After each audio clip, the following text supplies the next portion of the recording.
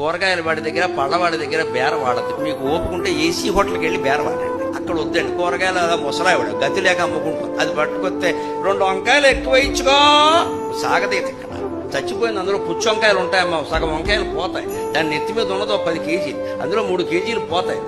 ఆ 7 కేజీల్లో దానికి వచ్చే సొమ్ము ఎంత? అది చెప్పిన రేటుకు పుచ్చుకోవాలి ముందు, అంతే. కూరగాయల దగ్గర పళ్ళ దుకాణం దగ్గర బేరం ఆకూడదండి, చాలా తప్పది. ఏదో పాత పేపర్లు అమ్ముకునే దరిద్రపు మేళాలు కూడా ఉన్నారు ప్రపంచం. పాత పేపర్లు దానం ఇచ్చేయాలి. అమ్ముకోవడం ఏంటంటే నికృష్ట పని. అదే చదివేసాం పేపర్, అదేదో అయిపోయింది, ఎవరికో ఇచ్చేయాలి. అవి కూడా కూర్చుని చిల్లరకోటి చిట్టెమ్మలో ఇక్కడ కూర్చుని ఇక్కడ తక్కడ అయి సరిగ్గా చూసు. అబ్బా ఇంత ధర్మకాట. సుప్రీంకోర్టు జడ్జి పనికిరాడు ఇక్కడ. ఇంత చేస్తే వచ్చేది 30 రూపాయలు 40 రూపాయలు. ఏం చేసుకుంటావమ్మా? అదే వచ్చిన వాడిని పట్టుకెళ్ళిపోవాయి అంటే నీ కాళ్ళకు దండం పెట్టి పట్టుకెళ్ళి అవన్న గూడు కూడా శుభ్రంగా తుడిచేస్తాడు. అది దానం. ఆ మాత్రం కూడా దానం వేయలేము. పాత బట్టలు దానం వేయలేము, పాత పేపర్లు దానం వేయలేము, పాత వస్తువులు కూడా అమ్మేయడమే. అదే